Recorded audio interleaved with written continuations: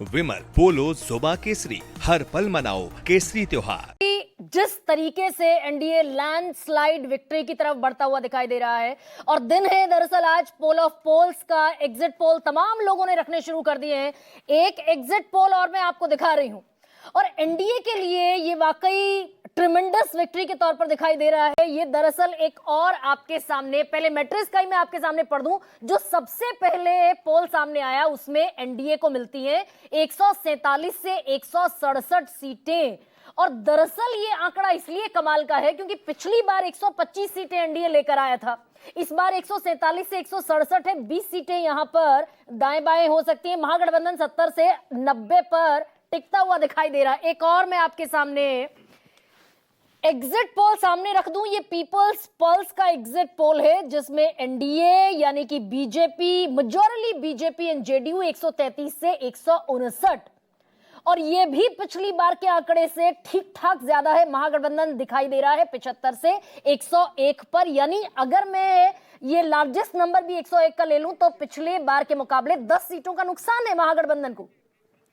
और ये peoples insight आपके सामने रख रही हूं, एनडीए को सीटें मिलती दिखाई दे रही हैं 133 से 148, यानी जो दरअसल ये सीटों का आंकड़ा एनडीए को मिलता हुआ दिखाई दे रहा है 130 से 170, 168 मान लीजिए, और महागठबंधन 87 से 102, यानी 100 के आसपास महागठबंधन ठहर रहा है। जन स्वराज पार्टी को भी मिल रही है 2 सीटें और एआईएमआईएम को 2 से 3 सीटें। लेकिन कुल मिलाकर ये एग्जिट पोल है, फाइनल आंकड़े नहीं है। एक और भास्कर रिपोर्टर्स का पोल हमारे पास है, 145 से 160 एनडीए और महागठबंधन को सीट मिल रही है 73 से 91, यानी पिछली बार के मुकाबले ठीक ठाक डेंट महागठबंधन को लगता हुआ दिखाई दे रहा है। But still these are exit polls, I am repeating myself. Chanakya strategies का ये एक और एग्जिट पोल आपके सामने, एनडीए 130 से 138 और महागठबंधन 100 से 108, तो सैकड़े का आंकड़ा पार किया है सिर्फ चाणक्य स्ट्रैटेजीज ने।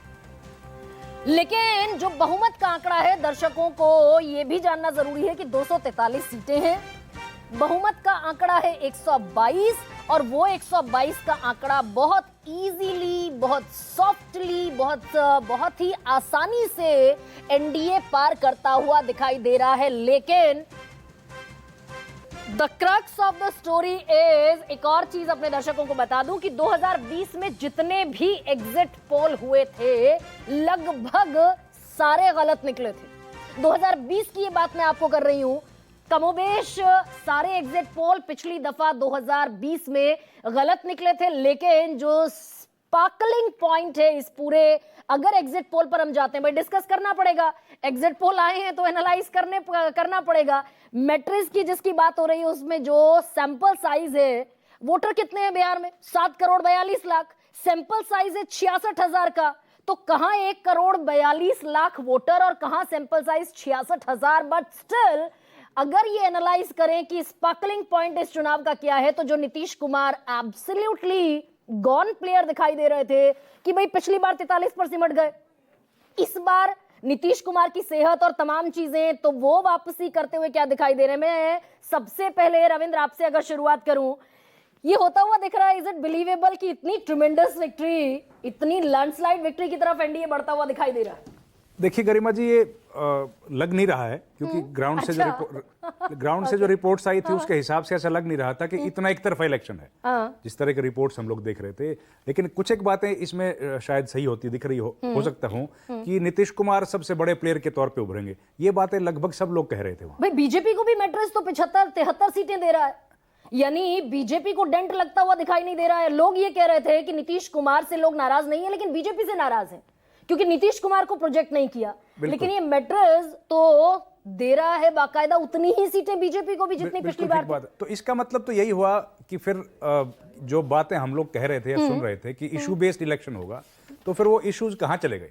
उन इश्यूज का तो कोई चर्चा ही नहीं हुई इस पूरे इलेक्शन में। और जिन मुद्दों के आधार पर पिछली बार जनता ने वोट डाला था वो मुद्दे तो खत्म हो गए। भाई इसका मतलब बेरोजगारी वहां पे खत्म हो गई होगी और महंगाई और जितने भी इश्यूज पहले रेज किए गए थे वो सारे तो नहीं रहे होंगे, नीतीश कुमार ने उनको टैकल कर लिया होगा। और या फिर ये नीतीश कुमार को मुख्यमंत्री बनाने के लिए, जैसे राजीव भाई ने बोला कि भाई रिटर्न गिफ्ट है, तो रिटर्न गिफ्ट अगर दिया गया है तो भाई फिर उस पर क्या कहें। लेकिन इसमें एक गरिमा जी मेरा सवाल यह है कि चुनाव की हार जीत और नतीजे आएंगे, उसके बीच में हमारे लिए दिक्कत यह हो जाती है कि हम लोग ज्ञानेश कुमार के द्वारा किए गए कामों को याद करना भूल जाते हैं। अब अगर इतनी ट्रेनें वहां पर गई हैं जिनका कि कपिल सिब्बल ने भी जिक्र किया और बाकी जगहों से भी खबरें आई, उन पर कोई चर्चा नहीं हो रही है। जिन महिलाओं के, जिन लोगों के वोट कटे, जो कि आपके चैनल पर भी मैंने देखे ढेरों लोगों के नाम, उन लोगों के बारे में कोई चर्चा नहीं हो रही है। तो ये तमाम मुद्दे जो हैं, इन मुद्दों को भी सुलझाना जरूरी है। इन मुद्दों पर भी क्या मैट्रिक्स की नजर गई है कि सारे मुद्दे धुल गए क्या? लेकिन इसमें 30,000 करोड़ भी तो आता है, जिसका मैं अभी जिक्र करूंगी। जेवीसी का पोल आपको दिखा रही हूं, ये एग्जिट पोल है और इसमें भी दरअसल विक्ट्री हासिल करता हुआ एनडीए दिखाई दे रहा है 135 से 150 सीटें और महागठबंधन 88 से 103 सीटें। एक और मैं आपको पोल दिखाने वाली हूं, वो है पोल स्टार का पोल और ये कहता है, पोल स्टार्ट का है, माफ कीजिए, एनडीए 133 से 148 और महागठबंधन 87 से 102, यानी कि बहुमत के आंकड़े से महागठबंधन अभी तक के सारे पोल्स में दूर है। कोई भी ऐसा पोल अभी तक नहीं मैंने स्क्रीन पर फ्लैश कराया जिसमें महागठबंधन की विक्ट्री दिखाई दे रही हो। Everyone is favour of NDA की सरकार बनाते हुए सब दिखाई दे रहे हैं। रविंद्र, आप कह रहे हैं कि मुद्दे धुल गए। भाई 30,000 करोड़ रुपए हर पॉलिसी जो अनाउंस की गई, चाहे वो बेरोजगारों के लिए हो, आंगनबाड़ी कार्यकर्ताओं के लिए हो, जीविका दीदी के लिए हो, 30,000 करोड़ रुपए इंड्यूस हुआ है बाकायदा इन पॉलिसीज में चुनाव तो वही तो बात कह रहे हैं ना। फिर वो नीतीश कुमार की पॉपुलैरिटी और प्रधानमंत्री की पॉपुलैरिटी का जिक्र ही बंद कर देना चाहिए। ये जो पैसे दिए जा रहे हैं, फिर इसी से अगर इलेक्शन होगा तो इलेक्शन में लेवल प्लेइंग फील्ड है कहां? अगर इलेक्शन कमीशन चुप उस पर बैठा हुआ है, यहां पर गाड़ियां भर भर के जा रही हैं, उस पर कोई जवाब नहीं दिया जा रहा, लोगों के वोट कटे हुए हैं, उस पर कोई जवाब नहीं दिया जा रहा, तो फिर हम लोग जो विश्लेषण कर रहे हैं उसका आधार क्या है? नहीं, ये आप इसको, अगर मैं इसको भी पैमाना मान लूं कि चलिए भाई हर पार्टी आज की डेट में तो तमाम लोग कर रहे हैं, मध्य प्रदेश में हुआ, महाराष्ट्र में हुआ, झारखंड में हुआ, लेकिन 30,000 करोड़ को इंड्यूस करने के बावजूद ये जो आंकड़ा है, ये बिलीवेबल है आपको, आपके लिए? एनडीए लैंडस्लाइड विक्ट्री की तरफ बढ़ रहा है। मैं वही कह रहा हूं गरिमा जी कि हम लोगों को ये सब तो दिख रहा है, लेकिन हमको आज भी ये सवाल है कि भैया कितनी गाड़ियां भर के आई हैं, उसका जवाब तो कोई दे, तब तो आंकड़े पे पहुंचे। हमको नहीं पता कितने लोगों ने वहां पर जाके वोट किया है, जो यहां भी वोट करके चले गए, दिल्ली में भी, वहां भी चले गए, कितने लोग ट्रेन में बैठ के गए हैं, कितनी ट्रेनें गई हैं। ये तमाम चीजें जब तक हम लोगों को नहीं पता लगेगी, ये मैट्रिक्स को पता लग गई होंगी, उनके पास ये जानकारी आ गई होगी। नहीं, लेकिन हमारे पास नहीं है जानकारी।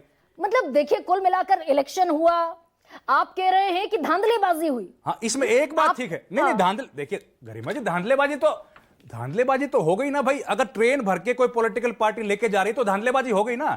चुनाव आयोग का नियम बड़ा स्पष्ट है, वो ये कहता है कि लोगों को वोट डालने तो छोड़ो, डालने के बाद भी घर तक नहीं छोड़ सकते।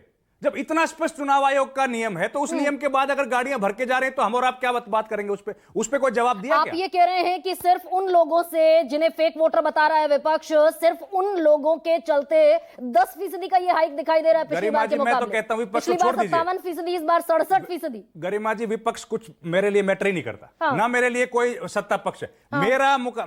मेरा सवाल सीधा ज्ञानेश कुमार से है। मैं इस देश का नागरिक हूं, मैं इस देश का मतदाता हूं।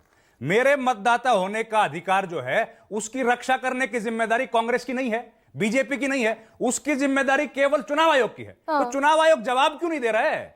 इन बातों के जवाब नहीं देगा तो इलेक्शन कमीशन किसका जवाब देगा? पूरा इलेक्शन निकल गया एसआईआर की प्रक्रिया से लेकर, और आज हम लोग यहां पर एग्जिट पोल पर चर्चा कर रहे हैं। इलेक्शन कमीशन जवाब नहीं दे रहा किन्हीं भी बातों का। प्रेस कॉन्फ्रेंस करी और उसमें जब सवाल पूछने लगे एसआईआर को घोषित करने के लिए, तब कहा कि इलेक्शन चल रहा है तो हम लोग जवाब नहीं देंगे। भाई जवाब नहीं देंगे तो कौन देगा जवाब?